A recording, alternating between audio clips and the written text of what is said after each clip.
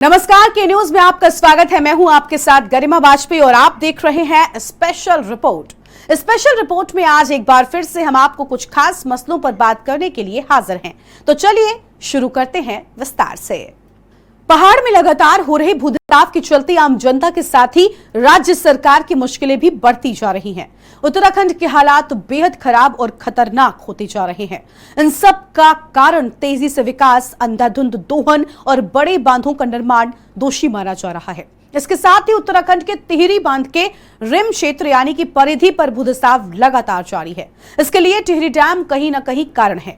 यूं तो इस क्षेत्र में भूस्खलन तो साल 2010 से हो रहा है, लेकिन बीते 2022 से भूस्खलन का सिलसिला और तेज हो गया है। खास बात यह है कि जनवरी 2023 के आखिरी सप्ताह और फरवरी के पहले सप्ताह में सरकार द्वारा गठित विशेषज्ञ समिति के द्वारा किए गए सर्वेक्षण की रिपोर्ट जोशीमठ की तरह अब तक सार्वजनिक नहीं की गई है। ये खास रिपोर्ट देखिए।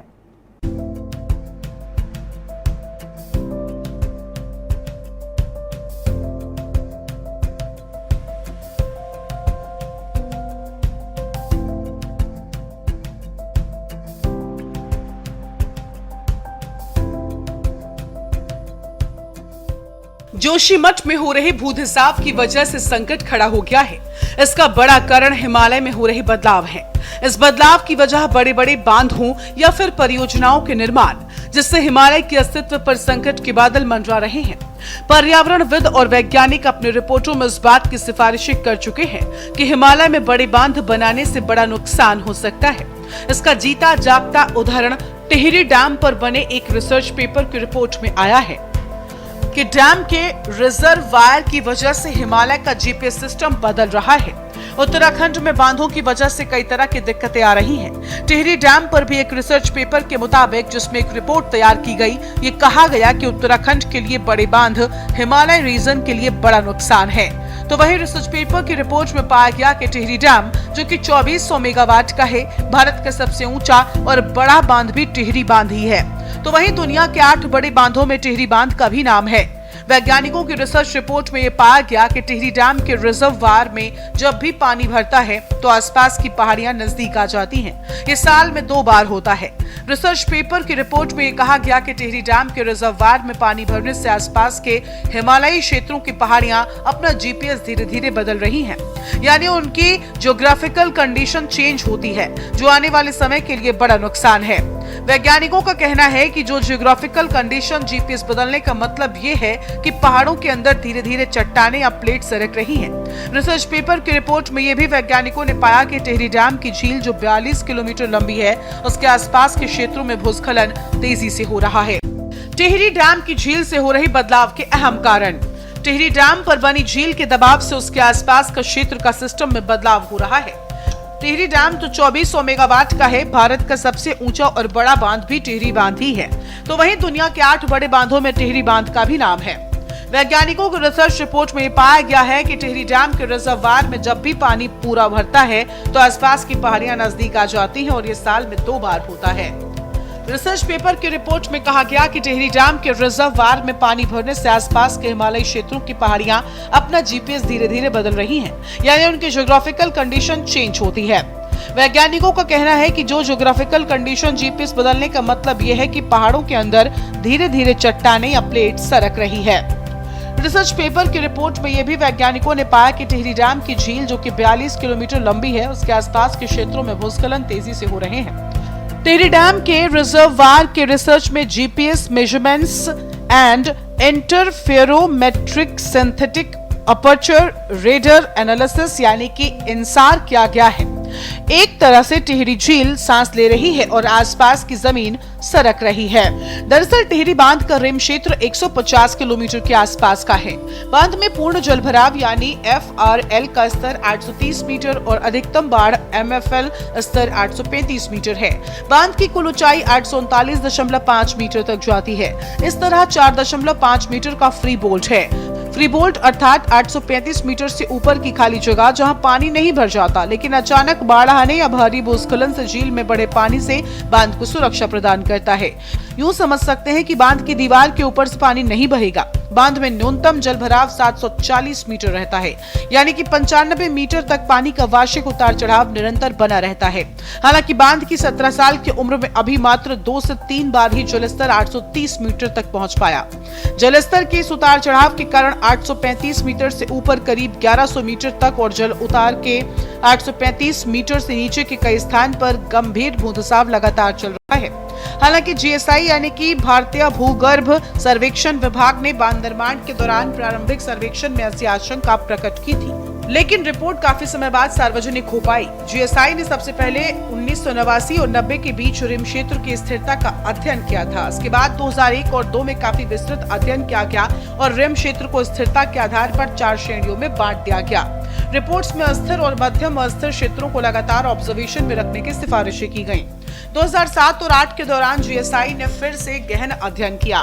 तब जीएसआई की रिपोर्ट के आधार पर ही 2008 में भगीरथी घाटी में रिम क्षेत्र के 3 आंशिक प्रभावित गांवों को पूर्ण प्रभावित का दर्जा घोषित किया गया। ये गांव थे स्यासू, नकोट और रोलाकोट। लेकिन खतरा यहीं तक नहीं रुका।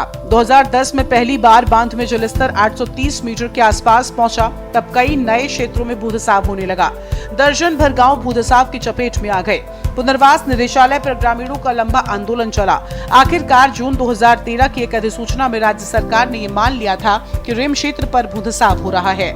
14 जनवरी 2013 की उत्तराखंड शासन की अधिसूचना के अनुसार ये देखने में आया कि टिहरी जलाशय की पराधी पर आरएल 835 मीटर से ऊपर स्थित कुछ ग्रामों में जलभराव के चलते भूस्खलन हुआ है तथा भविष्य में इससे अधिक स्थानों पर भूस्खलन होने की संभावना है। साल 2010 में वर्षा ऋतु में भारी वर्षा के कारण टिहरी बांध के जलाशय का स्तर पूर्ण जलाशय स्तर से ऊपर पहुंचा, जिसके कारण टिहरी बांध जलाशय के चारों ओर कुछ स्थानों पर संपार्श्विक क्षति हुई है। जनवरी 2013 में एक स्थायी विशेषज्ञ समिति के गठन और प्रभावितों के पुनर्वास हेतु संपार्श्विक क्षति यानी कोलेटरल डैमेज नीति भी तैयार की गई। इसमें 415 परिवारों को प्रभावित घोषित किया गया। 3 गांवों को जमीन दिए जाने की बात मान ली गई, लेकिन अन्य गांवों के लिए साल 2021 में नीति में संशोधन कर दिया गया और अब प्रति परिवार एक मुश्त भुगतान 74.40 लाख रुपए और आवासीय भूखंड के साथ 60,000 रुपए भवन निर्माण सहायता घोषित की गई।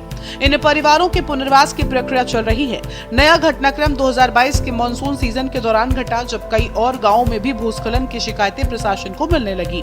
इसमें चिन्याली सौड़, जो कि टिहरी बांध से भगीरथी घाटी में रिवर बेड के करीब 40 किलोमीटर की दूरी पर बसा कस्बा है, के आसपास गंभीर भूधसाव और भूटकाव देखा गया।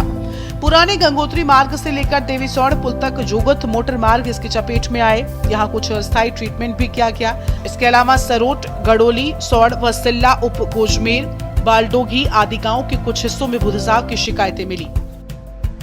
भिलंगना घाटी के पिपोला खास, उठड़, नंदगांव, पिलखी और नारगढ़ आदि गांवों में भी विशेषज्ञ टीम 1 फरवरी को पहुंची थी। भटकांडा, गोजियाना, खांड व कैलबागी आदि गांवों में भी भूधसाव की बात सामने आई। टिहरी डैम के फायदे। टिहरी और यूपी के कुछ क्षेत्रों में जल का इस्तेमाल पेयजल और सिंचाई के लिए किया जाता है। दिल्ली और यूपी को पेयजल उपलब्ध कराता है टिहरी बांध।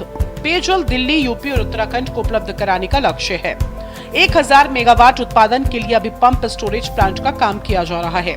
इसका काम पूरा होने के बाद टिहरी बांध पूर्ण रूप से चालू हो सकेगा।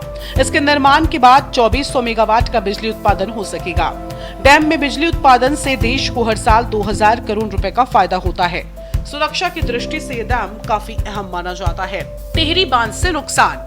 हालांकि कहते हैं कि विकास अपने साथ साथ कुछ दुष्परिणाम भी लाता है। इस बांध के भी कई नुकसान हैं, कई बार खतरा भी मंडराता रहा है। इस जल विद्युत परियोजना के लिए पुराने टिहरी शहर को जलमग्न होना पड़ा था। इसमें 125 गांव पर असर पड़ा था। 37 गांव पूर्ण रूप से डूब गए थे। 88 गांव आंशिक। यहाँ के लोगों को नई टिहरी और देहरादून के आसपास विस्थापित किया गया था। उत्तराखंड के सबसे बड़े टिहरी बांध की झील से उत्तरकाशी के चिन्याली सौड़ क्षेत्र में भूधसाव बढ़ रहा है। चिन्याली सौड़ हवाई पट्टी के पास भूधसाव, भूस्खलन का खतरा मंडरा रहा है। इस वजह से गंगोत्री हाईवे समेत कई सरकारी और गैर सरकारी स्कूलों के अलावा आवासीय भवनों के पास दरारों का खतरा मंडराने लगा है। बता दें कि उत्तरकाशी जिले के चिन्याली सौड़ के अंतर्गत सामरिक दृष्टि से हवाई पट्टी बेहद महत्वपूर्ण है। यहाँ से चीन सीमा की हवाई दूरी 122 किलोमीटर है। आए दिन यहाँ वायुसेना की टुकड़ियां हवाई अभ्यास और ट्रेनिंग के लिए आती रहती हैं। इस हवाई पट्टी से सिर्फ 500 मीटर की दूरी पर गंगोत्री हाईवे के चिनियालीसौड़, पीपल मंडी, बथेड़ी और नागनी सौड़ के लगभग 5 किलोमीटर क्षेत्र में भूधसाव हो रहा है। आलम यह है कि यहाँ कई स्थानों पर आधे से 1 फुट तक जमीन धंस रही है। वन विभाग, ऊर्जा निगम, मेरी माता स्कूल, सामुदायिक स्वास्थ्य केंद्र, राजकीय आदर्श इंटर कॉलेज समेत कई आवासीय भवनों के एक बड़े भूभाग में तेजी से भूधसाव हो रहा है। इससे लोग परेशान हो रहे हैं। नगर पालिका के पूर्व अध्यक्ष शूरवीर रांगड़ का कहना है कि टेहरी बांध परियोजना की झील से चिनियालीसौड़ मुख्यालय समेत 16 गांवों के तटवर्ती हिस्सों में भूधसाव हो रहा है। टीएचडीसी की ओर से प्रभावित क्षेत्र के कुछ हिस्सों में निर्माण कार्य किया गया है। अब एक बार फिर से दरारें पड़ने लगी हैं। जल्द ही एक प्रतिनिधिमंडल पुनर्वास निदेशक से मिलने जाएगा। जहां एक ओर जोशीमठ में हो रहे भूधसाव ने पूरे उत्तराखंड को झकझोर कर रख दिया, तो वहीं गढ़वाल के 25 से 30 गांवों में भी जमीन धंसने और मकानों में दरारों की तस्वीरें सामने आई हैं, जिससे पूरे देश में हड़कंप मच गया। टिहरी जिले की कृषि भूमि पर पिछले दिनों से 1.5 फुट तक दरारें पड़ चुकी हैं। गढ़वाल के अन्य इलाकों में भी जमीन धंसने और मकानों में दरारें की तस्वीरें सामने आ रही हैं।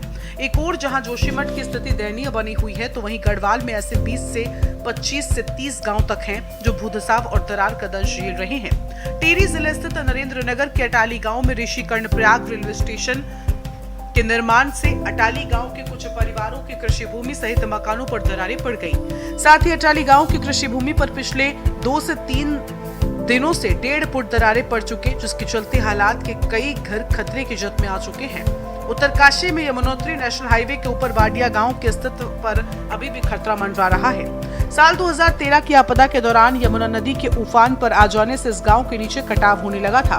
धीरे धीरे गांव के घरों में दरारें आ गई। यमुनोत्री धाम को जाने वाली एकमात्र नेशनल हाईवे भी धंसने लगा। रिवर साइड में प्रोडक्शन वर्क से भूधसाव हल्का हुआ, लेकिन खतरा अभी भी बरकरार है। इस गांव में करीब 100 से अधिक परिवार रहे थे। गांव के लिए जाने वाली बिजली सप्लाई के खंभे भी अब तिरछे हो गए। रुद्रप्रयाग जनपद के तहत विकास खंड अगस्त्य मुनि का मरोड़ा गांव भी ऋषिकेश कर्णप्रयाग रेलवे लाइन की भेंट चढ़ गया। इस गांव में भी मोटी मोटी दरारें पड़ चुकी हैं और अब पूरी तरह से गांव धीमे धीमे खाली हो रहा है। उत्तराखंड में गंगा और उसकी सहायक नदियों में 70 से ज्यादा जल विद्युत परियोजनाएं बन रही हैं और समय समय पर कई जल विद्युत परियोजनाओं से आसपास के गांवों और शहरों में नुकसान हुआ है। सुरंग के बनने से दरारें आई हैं। सुप्रीम कोर्ट की अध्यक्षता में 2013 की आपदा के बाद एक कमेटी बनी थी। इस कमेटी का मकसद था कि उत्तराखंड के हिमालय रीजन में निर्माण हो रहे बांधों की वजह से क्या असर हो रहा है। कमेटी ने अपनी रिपोर्ट में कई सिफारिशें की, जिसमें जोशीमठ की तपोवन विष्णुगढ़ परियोजना पर भी कहा गया कि जोशीमठ एमसीटी यानी मेन सेंट्रल ट्रस्ट जोन में आता है, इसलिए इसके उत्तर में यानी जहां पर जोशीमठ में विष्णुगढ़ परियोजना बन रही है वहां कोई परियोजना नहीं बनाई जानी चाहिए। लेकिन कमेटी की सिफारिशों को नहीं माना गया। प्रबुद्ध चौहान, स्पेशल रिपोर्ट के न्यूज इंडिया।